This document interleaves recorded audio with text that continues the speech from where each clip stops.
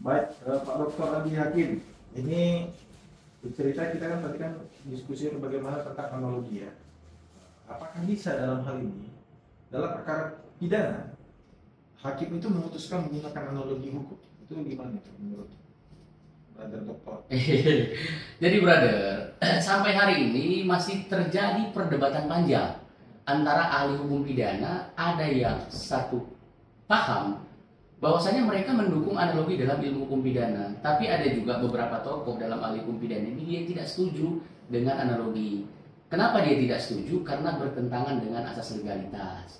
Tapi yang saya sampaikan seperti ini, persoalan analogi dalam ilmu hukum pidana itu di dalam Undang-Undang Nomor 1 Tahun 1946 itu baru hanya sebatas asas ya, ataupun sekedar doktrin.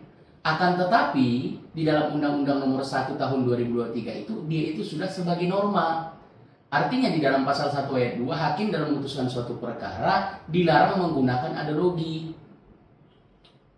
Ya, Jadi itu sesuai dengan fakta. Sesuai dengan fakta ya yang tertulis ya dalam asas legalitas stricta certa scripta ya. Akan tetapi hal ini pun sebenarnya menjadi ambigu, brother. Karena apa? Karena di dalam pasal 53 kalau saya tidak salah, di dalam Undang-Undang Nomor 1 Tahun 2023 itu dijelaskan ketika terjadi pertentangan antara kepastian hukum dengan keadilan, maka hakim harus memutuskan berdasarkan keadilan.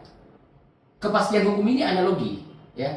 Artinya kalau seandainya tidak dilakukan dilarang menggunakan analogi itu kan sifatnya pasti. Tapi di pasal 53 itu jelaskan ketika terjadi pertentangan antara kepastian hukum dengan keadilan, maka hakim memutus berdasarkan keadilan. Artinya apa? Artinya ketika satu-satunya jalan untuk mencapai keadilan dengan menggunakan analogi, sepanjang itu diperbolehkan, silakan. Berarti secara filosofis ini pertentangan ini dia titik beratnya nilai filosofis antara keadilan serta kepastian hukum. Tapi yang paling diutamakan secara pidana itu adalah filosofis keadilan. Iya, akan tapi gini juga brother, dalam pandangan ahli hukum pidana yang mendukung ataupun yang pro terhadap analogi ini bukan semerta-merta didasarkan kepada dasar pemikiran saja. Dia itu didasarkan kepada fakta juga. Faktanya itu apa? Faktanya itu ada satu putusan di Mahkamah Agung tertinggi di Belanda namanya R.S. Hegeroth ya, tahun 1912. Jadi hakim agung di pengadilan Mahkamah Belanda itu memutuskan berdasarkan analogi dalam perkara pencurian.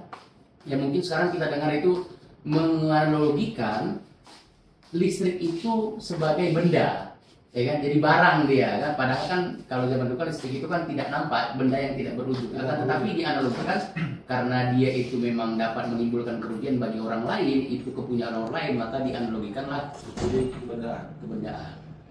Seperti itu. Baik, ya ini kita diskusi dengan ahli pidana kita nih, Dr. Andi Hakim Lubis, ini luar biasa.